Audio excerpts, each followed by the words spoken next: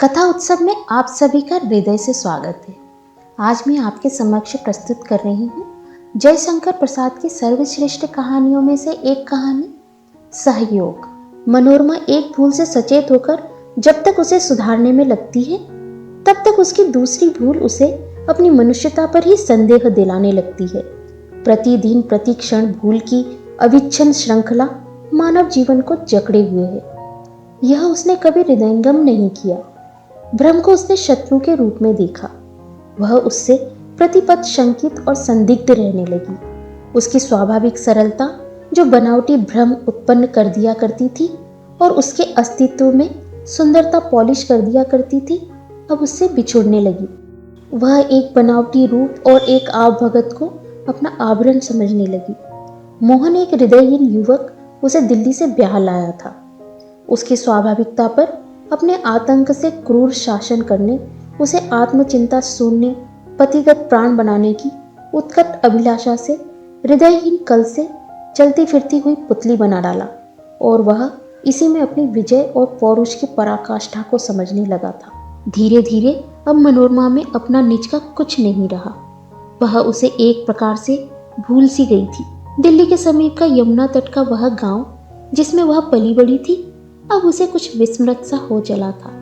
वह ब्याह करने के बाद द्विरागमन के अवसर पर जब से अपनी ससुराल आई थी, वह एक अद्भुत दृश्य था। मनुष्य समाज में पुरुषों के लिए वह कोई बड़ी बात न थी, किंतु जब उन्हें यह घर छोड़कर कभी किसी काम में परदेश जाना पड़ता है, तभी उनको उस कथा के अधम अंश का आभास सूचित होता है। वह सेवा और स्नेह वृत्ति वाली स्त्रियां ही कर सकती हैं।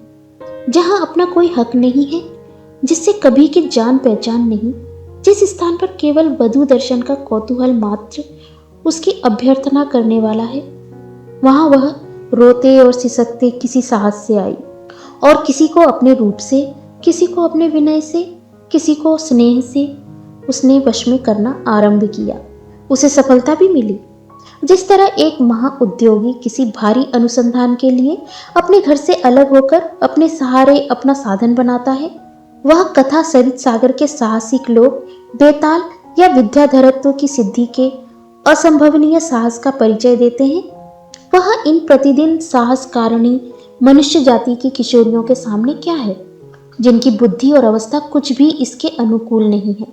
हिंदू शास्त्रानुसार शूद्र स्त्री मनोरमा ने आश्चर्यपूर्वक ससुराल में द्वितीय जन्म ग्रहण कर लिया।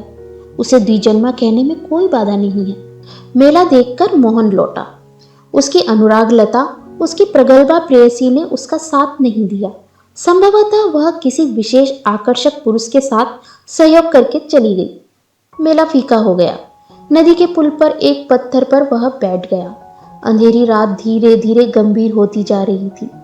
कोलाहल, जनरब और रसीली ताने विरल हो चली। ज्यों ज्यों एकांत होने लगा, मोहन की आतुरता बढ़ने लगी। नदी तट की शरद रजनी में एकांत किसी की अपेक्षा करने लगा।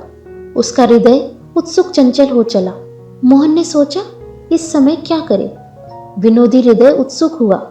वह चाहे जो हो, किसी संगति को इस समय आवश्यक समझने लगा।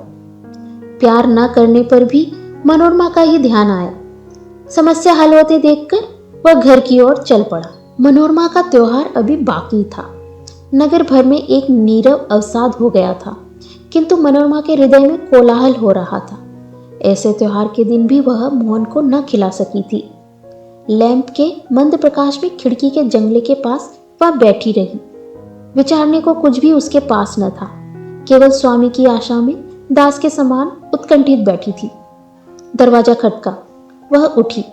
चतुरादासी से भी अच्छी तरह उसने स्वामी की अभ्यर्थना, सेवा, आदर और सत्कार करने में अपने को लगा दिया।